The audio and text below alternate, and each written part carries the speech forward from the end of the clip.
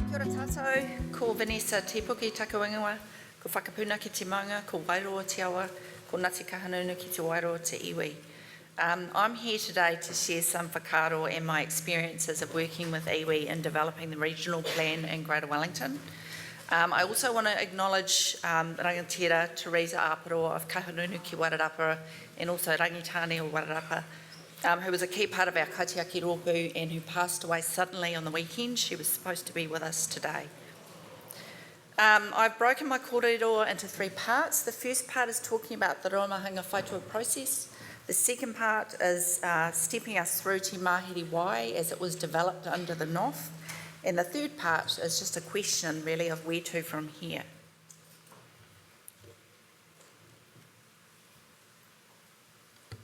So freshwater management in Greater Wellington and the Whātua process. So in Greater Wellington there are 5 catchments or Whaitua, and the council in 2013 in response to the NPSFM decided to adopt a collaborative process whereby each catchment would appoint members of its community to make decisions around freshwater management and to produce what they called a Whaitua implementation program for each catchment that would sit as a chapter in the regional plan.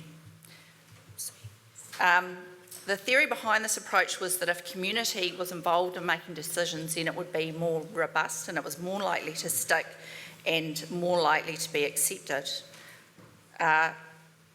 So the first cab off the rank was the Ruamāhanga Whātua Committee, and I was a community representative on that committee. We had 14 members, only 3 of whom were Māori, and over half of whom were farmers. So it was heavily weighted to farming interests, and we had a lot of pressure at times from lobby groups like Team Ag. What I found during that process is that there was a lot of balancing of values and interests happening, particularly economic values being weighted against environmental and cultural values. And in my opinion, the economic values at the time won out, particularly given that there was a lot of weight put on economic modelling. The problem of this was really that the focus on perceived economic cost for the rural sector had a huge impact on the ability of us Māori members to advocate for our freshwater taonga. It was not a safe space for Māori to be in. A lot of the conversations took place in rural halls with farmers who were really angry about the changes and what they could mean for their businesses, so it was hostile at best. Small streams were not captured. They decided that that was going to cost too much for the ratepayer. The Ruamāhanga catchment, for anyone who knows it, is the Wairarapa region. Much of the water is over-allocated, so we're having some serious problems with drying rivers and drying streams. And when we tried to address that over-allocation, we had quite a bit of resistance from the farming community in particular. Another thing that happened is that the cultural flows research that was done by Caleb Royal, which recommended increasing water levels and flows to support taonga species in most of the awa in the Ruamāhanga catchment, was largely ignored. And lastly, it meant that timeframes for improving water quality for places like Wairarapa Moana, which is Ngā taonga nui-a-kiwa for iwi, were pushed out to 80 years, which wasn't particularly aspirational. So in my opinion, we ended up with a particularly uninspiring Ruamāhanga Whātua implementation program, which is now largely obsolete actually because of the NPSFM reforms. The second catchment that was addressed was Te Awarua or Purirua, which was such a poor process that iwi actually walked from the table. So what has changed since then? We've got a new NPS 2020, which Tina's spoken about already, but which I'll just go over quickly again as well. So in this new NPSFM for 2020, Te Mana Whenua is now the fundamental concept and the only objective in the freshwater space for the NPSFM. Freshwater has to be managed in a way that gives effect to Te Mana Whenua, and it's determined at place, so it's determined by tangata whenua, even though there is guidance in the NPS about what it could look like. So it is therefore up to tangata whenua to articulate Te Mana Whenua. Te Mana Whenua now also has a hierarchy of obligations, and this would have meant that the process we had in the Ruamāhanga would have been quite different if we had this in place at the time. So the hierarchy of obligations, just to quickly touch on them again, is first comes the health and wellbeing of water bodies and freshwater ecosystems as an obligation. Secondly is the health needs of people around things like drinking water. And thirdly, the ability of people and communities to provide for their social, economic and cultural wellbeing now and into the future.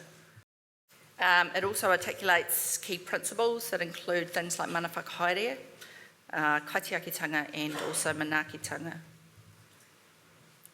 Tangata whenua too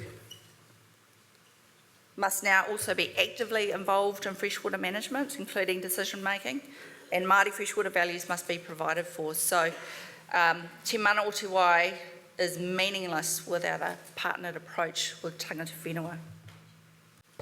Te Mahere Wai or Te Kāhui Taiao.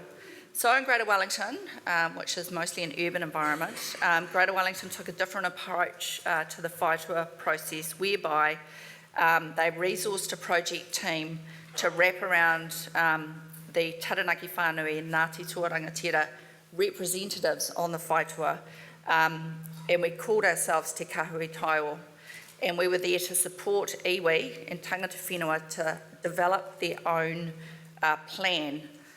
When I started working to provide planning support, we didn't really know where we were going to go, but then the NPSFM landed right in the midst of us, and in the end we developed Te Mahere Wai, which sat independently of the Whaitua plan itself. So it's both an iwi management plan, but it's also a regulatory document because we stepped through the NOF process in the development of Te Mahere Wai.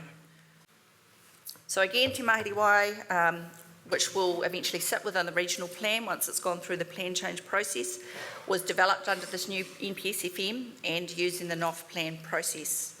And as you'll see from the following slides, Te Mana o Te Wai has to be the centre at each of these steps through the NOF process, which is set out through this pretty infographic. So you'll see that Te Mana o Te Wai is at the centre, and the first step in the NOF process that we're concerned about as we begin this process is long-term visions. So this is about identifying long-term visions that tangata whenua have for their water bodies. These are long-term goals that tangata whenua have. They need to be ambitious, reasonable and time-bound. Why are they important? They're important because they will become objectives in the regional policy statements. And once you've identified these long-term visions, then Regional Council must assess whether or not they're actually being met. Some of the examples of long-term visions for freshwater fisheries that Te Kāhui Taiao articulated for Te Mahere Wai include things like iwi can safely harvest and eat identified species of mahinga kai throughout the catchment in 20 years, that native fish have access to move freely up and down the entire length of the catchment to complete their life cycle within 20 years. And thirdly, as an example, all freshwater bodies are managed holistically to allow them to exhibit their natural rhythms, their natural form, their natural hydrology and character within a 30-year time frame. Step 2, identifying freshwater management units. Tina spoke about this as well. It's really important as part of this process to define those areas so that they are at a scale that can be managed and also give effect to Te Mana o Te Wai. When we started in Te Whanganui-a-Tara, the Greater Wellington Regional Council had made a crack at putting some FMUs together, and we came in and said, no, get rid of them all, you've got to give effect to Te Mana o Te Wai. So Te Kāhui Taiao identified 8 separate FMUs in the Whaitua that were configured in a way that we thought would give effect to Te Mana o Te Wai, and these are some of the reasons why. So we made sure that we captured whole river systems, mai utikitai, from the headwaters in Maunga to the sea. We didn't want those chopped up at all, we wanted them to stay in their entirety. We also mapped and named all small streams to help give them back their mana. A lot of the streams in Wellington are piped, so we were looking or recommending at daylighting those streams and where possible naming them and having a naming policy for tangata whenua as well for those that were unnamed. We also ensured that those key water bodies, Ngāti Toa Whanui had their own FMUs. They're really important, critical water bodies. And we also included receiving environments like coastal and estuarine areas, which are critical, obviously, for freshwater fisheries, which we're focusing on today. Step 3, values, or what we called uaratanga. So in Te Mahere Wai, we identified 27 different values, including obviously the compulsory value of mahinga kai. In terms of supporting freshwater fisheries, which we're here about today, we identified values, tangata whenua identified values like taonga species, and identified taonga species, talked about te mahi mātaitai fishing, had values around te nui o te wai, making sure there's sufficient water quantity to support freshwater fisheries. It's a big problem where we have drying effects, for example, and also a focus on natural character and habitat to support freshwater fisheries. Those of you who know the Wellington region will know Te Awa Kairangi, which has been severely channellised and constrained because of flood protection activities at the moment, and in fact has a resource consent that's recently been approved for 35 years for continued flood protection activities, and one of the things that we recommended in this plan is that that consent be reviewed to give effect to Te Mana o Te Wai. Step 4, environmental outcomes. What are environmental outcomes? Environmental outcomes must be identified for each Mana Whenua value. It's a desired outcome for a value. Again, why is it important? It's important that you do this well because it will become an objective in the regional plan. So when you're drafting up your environmental outcomes, if you're going through this process, then as much as possible describe them in detail so that when your standard council planner comes along and sees your plan, they can pick it up and translate it into the regional plan with ease. So the environmental outcomes, we described some timeframes for the completion or having these environmental outcomes in place. So we had short term, 0 to 10 years, medium term, 10 to 30, and long term being 30 plus.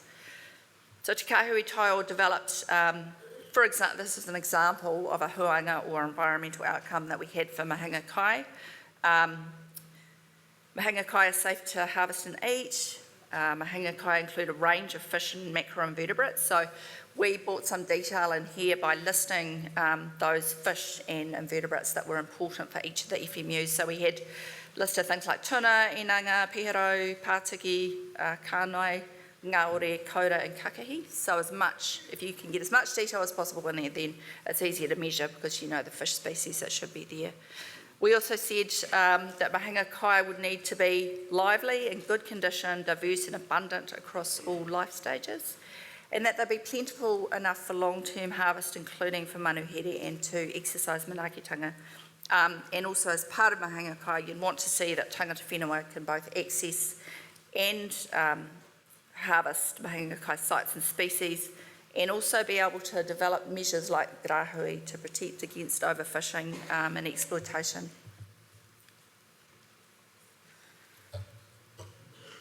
Step 5, looking at attributes, baselines and flows. So attributes are measurable. They're both numbers, numeric and also narrative, and there are a whole lot of attribute limits and numbers set at the back of the NOF for things like periphyton, nitrogen and phosphorus. So in Te Whanganui-a-Tara, Te Kāhui Taiao developed their own Māori assessment tool to articulate attributes for water quality and quantity. As an example, attributes for taonga species included things like intergenerational knowledge exchange, species presence and abundance, physical health and habitat quality.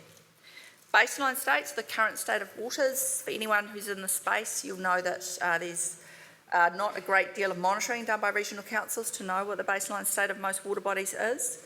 And in Wellington in particular, there isn't work that has been done, but the work that has been done is showing that E. coli is a big problem. In Wellington, there's a whole lot of old infrastructure, and it's called cross connections, where you've got wastewater and stormwater coming together, particularly during high flows, and finding that human waste is getting into our water sources. In terms of water quantity and flows, the NPSFM has made some significant changes. Regional councils now must do a comprehensive freshwater accounting system audit by 2024 to show all the takes and forms of water use. I know from working with Kāhui Environmental, that not a lot of this work has been done across the Motu. The policy's also been broadened. When I worked for the Ruamāhanga, the only things we were focused on was minimum flow and then allocation limits. This NPSFM changes all of that by including the requirement to set environmental flows, cultural flows, if the community agrees, or the tangata whenua, and also variability of flows. I'm not a scientist, but flows that support spawning fish species, flows that support recharge and also flushing flows for rivers are incredibly important. Regional councils must also identify take limits for each FMU, and that will be set as a rule in the regional plan. In Te Whanganui-a-Tara, we didn't have the time, and there just wasn't the monitoring in place for us to complete the water quantity work, but I would hope that they could use perhaps an iwi or hapu-based tool to set flows like the cultural flow preference studies, which could help identify cultural flows by ensuring that you're looking that there's enough water there so that whānau can use the river for kai gathering. For example, there's enough water to keep riparian Ripo, Puna and Aku Waiheke, all small streams connected to the main stem, and flows to protect features that are important to Pūrākau and Waiata. So it'd be neat if they brought some diversity in around there. This new approach under the NPSFM is far more holistic than the previous iteration. So I'm hopeful that we'll get some positive changes there around water quantity. Step 6, setting targets and timeframes. So Te Kāhui Taiao used a mātauranga Māori model called Te Oranga Wai to set target attribute states for each value at key sites.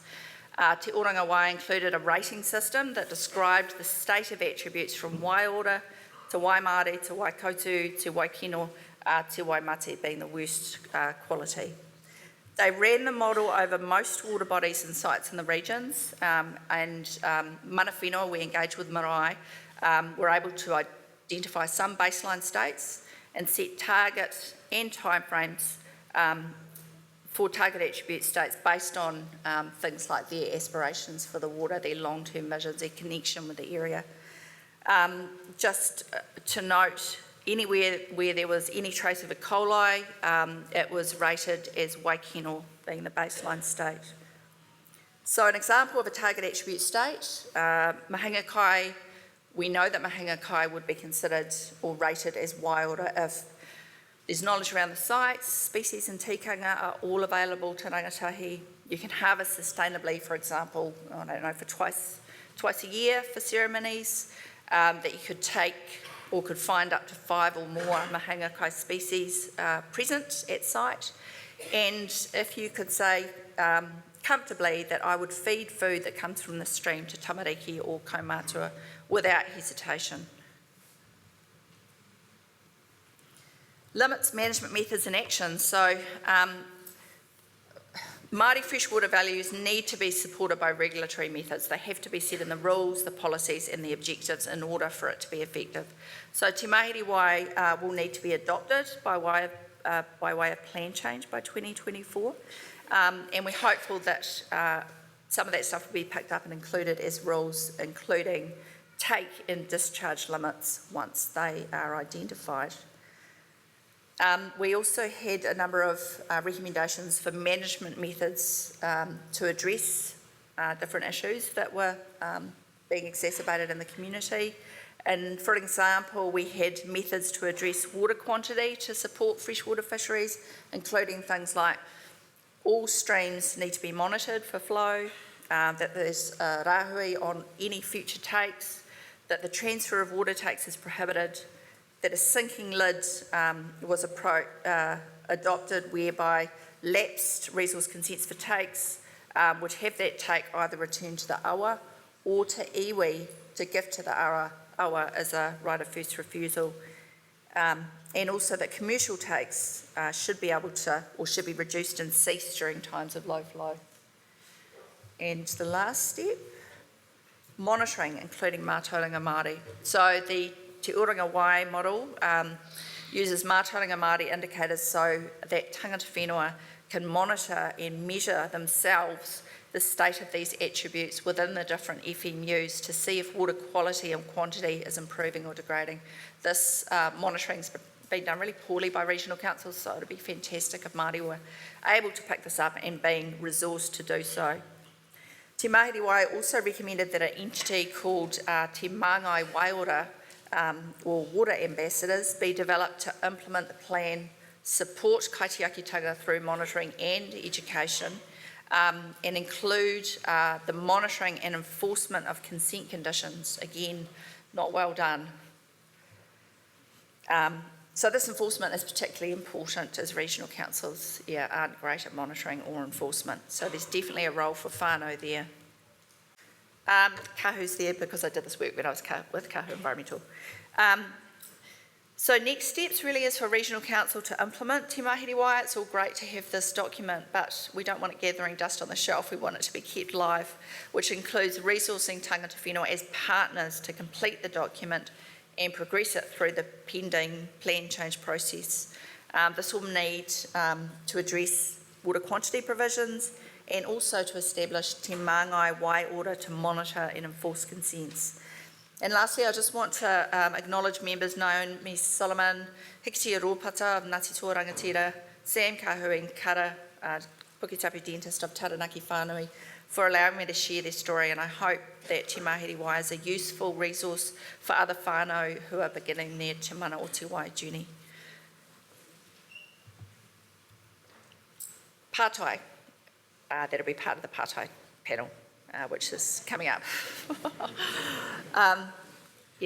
Thank you. Ka kite.